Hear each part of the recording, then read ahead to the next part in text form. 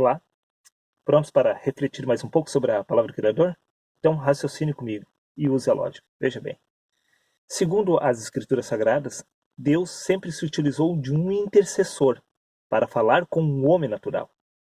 Na geração de Moisés, Moisés era o intercessor entre Deus e os homens. Os profetas foram intercessores. Jesus foi um intercessor e os apóstolos, por sua vez. Mas a pergunta que fica é por que a necessidade de um intercessor? Simples, porque Deus não fala com a carne e com o sangue. Deus não fala com pecadores e não atende a pecadores. Conforme consta no livro do Evangelho de João, capítulo 9, versículo 31. Sabemos que Deus não atende a pecadores. Se Deus não ouve a pecadores, não atende a pecadores, há necessidade de um intercessor. Porque segundo o livro de 1 João, capítulo 1, versículo 8, diz: se dissermos que não temos pecados, enganamos a nós mesmos e não há verdade em nós. Se você afirmar que você não tem pecado, você faz Deus de mentiroso. E, sendo assim, Deus não atende a sua oração e nem a minha, porque nós somos pecadores. Então, sendo assim, há necessidade de um intercessor. E você vai me falar que Jesus é o nosso intercessor agora. Ele intercede por nós junto do Pai. Teoricamente, na teoria sim, mas na prática não. Porque, veja bem, tudo já havia se cumprido na pessoa de Jesus e os apóstolos continuaram intercedendo entre Deus e os homens.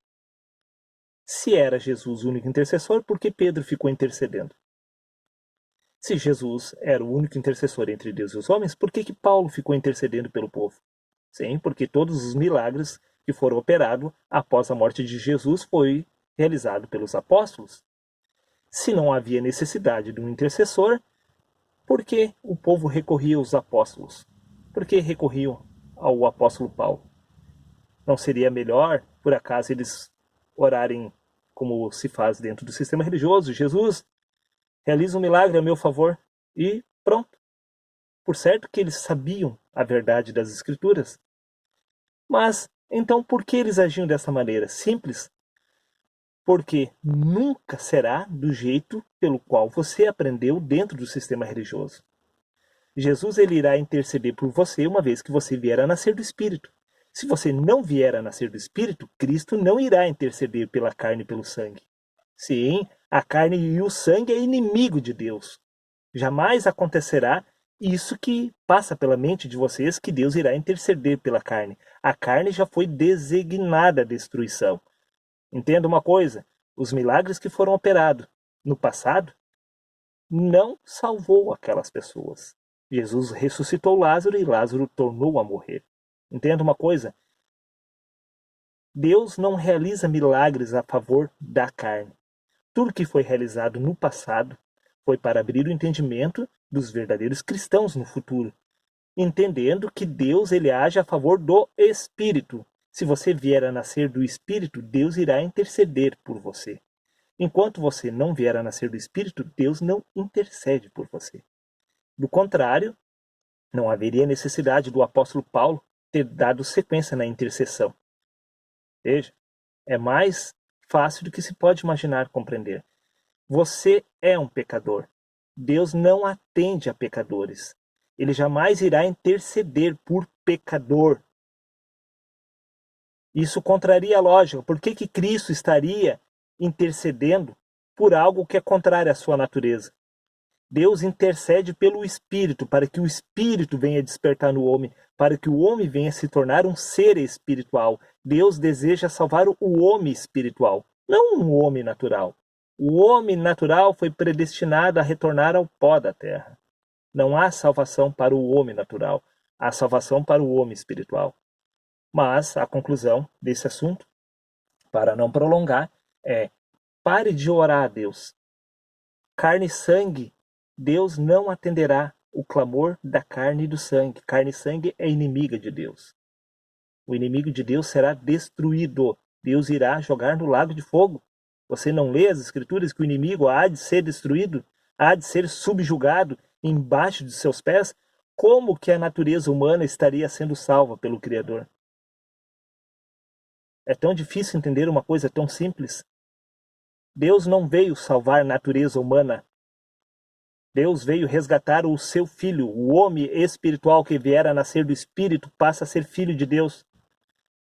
A salvação é para esse. Deus veio para esses. Esses são os eleitos de Deus, os que nasceram do Espírito. Carne e sangue nada tem a ver com o reino dos céus.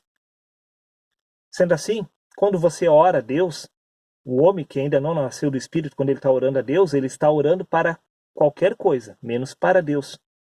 Sim, o Deus dessa geração, o Deus desse século, é a própria vida do ser humano natural. Ele ora a Deus como se Deus fosse como ele. Sim, o Deus deles pensa como eles, age como eles e favorece o desejo do coração deles. Por isso eles acham que estão, na verdade, adorando a Deus, que eles estão orando a Deus, quando na verdade não sabem eles que o Deus deles é a própria vida deles, o Deus deles é um Deus humano tal como eles, o verdadeiro Deus espiritual, esse Deus que permanece ainda oculto ao entendimento do homem, carne e sangue. Esse Deus, ele deve ser buscado em espírito, em verdade. Não é buscado pela carne. Somente o homem espiritual busca esse Deus. Somente o homem que já nasceu do Espírito é capaz de adorar a Deus. Somente o homem que já nasceu do Espírito é capaz de louvar a Deus. Somente o homem que já nasceu do Espírito é capaz de clamar a Deus. Este homem, os profetas, os apóstolos, eles verdadeiramente em espírito, em verdade, eles oravam a Deus. Eles clamavam a Deus. O homem natural, ele é impossível ele buscar a Deus, ele clamar, ele glorificar a Deus. Porque a carne é inimiga do espírito. O homem natural jamais irá adorar a Deus, jamais irá louvar a Deus. Tudo isso que se faz dentro do sistema religioso é algo contrário à lógica espiritual. Eles acham que Deus irá satisfazer os desejos do coração deles aqui, porque eles acreditam que Deus é um Deus humano, mas o Deus é um Deus espiritual, que atende apenas o desejo, o pedido e o clamor do homem que já nasceu do Espírito. Sendo assim, quando você fala com Deus, você não está falando com um Deus espiritual, com um Deus verdadeiro, com o Pai de Cristo. Você está falando com um Deus apresentado pelo sistema religioso. Você acha que fala com Deus. Você crê que Deus está te ouvindo, mas Deus não está te ouvindo. Assim como Ele não fala contigo, você também não fala com Ele. Sim, você tem escutado a voz de Deus, porque os apóstolos, os profetas falavam com Deus cara a cara. Isso acontece com você? Não, né? Se você não ouve Deus, sim, ouvir mesmo, pessoalmente, falando com você, cara a cara. Se ele não fala com você desta forma, você também não tem falado com ele. Tudo não passa de uma imaginação da sua cabeça. Sim, um delírio da carne. Os homens que haviam nascido do Espírito, os profetas, os apóstolos, eles falavam pessoalmente com Deus. Em sonhos e visão noturna? Sim, mas falavam cara a cara com Deus. E você tem falado com Deus como? Na carne? Você tem falado com Deus como? Como você tem ouvido a Deus? Através de achismo? Não, porque eu entendi essa passagem bíblica assim. E o outro vai dizer, olha, eu não entendi bem assim. E o outro vai dizer, eu discordo de vocês. As escrituras não estão falando sobre isso. Ora, então Deus entrou em contradição. Uma hora ele fala de uma maneira, outra de outra. Veja bem, por isso foi escrita as escrituras sagradas, para que o homem de carne e de sangue pudesse pelo menos ter uma noção do que é Deus. Porque tudo que está contido nas escrituras sagradas são ilustrações para abrir o entendimento do ser humano para uma verdade que está oculta à carne e ao sangue. Esse Deus descrito na Bíblia é um Deus segundo o entendimento do ser humano, porque como Deus poderia falar com o homem natural, senão segundo a sua própria lógica? Por isso, o Deus contido nas escrituras sagradas não é o verdadeiro Deus. O verdadeiro Deus é um Deus espiritual, o qual não pode ser discernido pela carne e pelo sangue. Sendo assim, eu e você não poderíamos compreender o que é Deus de verdade, senão através de exemplos inferiores contidos nas Escrituras. É assim que você compreende a Deus, é assim que você acha que Deus fala com você, e é assim que você acha e acredita que tem falado com Deus. Quando, na verdade, tudo não passa de uma imaginação da carne. O verdadeiro Deus, veja bem, ele fala em espírito. E ele escuta em espírito. Se você não nasceu do espírito, você não fala a língua do espírito e nem é capaz de discernir aquilo que é falado pelo espírito. Seria isso?